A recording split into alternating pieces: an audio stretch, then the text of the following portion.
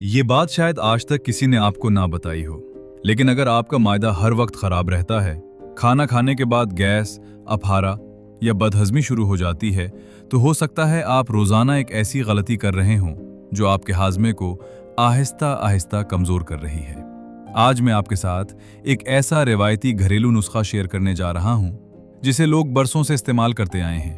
अगर वीडियो पसंद आए तो लाइक करें, छोटा हकीम को सब्सक्राइब करें और कमेंट में अपनी राय जरूर दें। अस्सलाम वालेकुम, मैं हूं आपका अपना छोटा हकीम।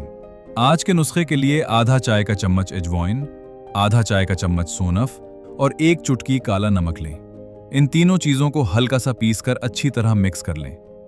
अब इस आमेजे का आधा चाय का चम्मच खाना खाने के तकरीबन 15 से 20 मिनट बाद नीम गर्म पानी के साथ इस्तेमाल करें। लेकिन एक बात जो शायद बहुत कम लोग जानते हैं, मायदा सिर्फ अच्छे नुस्खों से ही नहीं बल्कि अच्छी आदतों से भी मजबूत रहता है।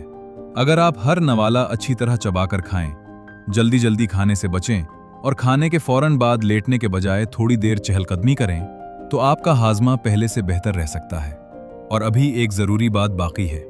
बहुत से लोग 1 या 2 दिन नुस्खा इस्तेमाल करके नतीजा ना मिलने पर उसे छोड़ देते हैं। याद रखें, किसी भी रिवायती नुस्खे के साथ बाकायदगी और मुतवाज़िन ग़िज़ा भी ज़रूरी होती है।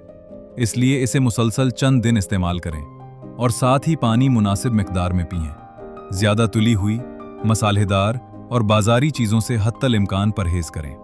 अगर आज की वीडियो आपके लिए मुफीद रही हो तो इसे अपने दोस्तों और घर वालों के साथ ज़रूर शेयर करें।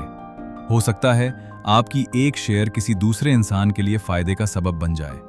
मज़ीद ऐसे आसान, मुफीद और रिवायती घरेलू नुस्खों के लिए छोटा हकीम को सब्सक्राइब करें और बेल आइकन ज़रूर दबा दें।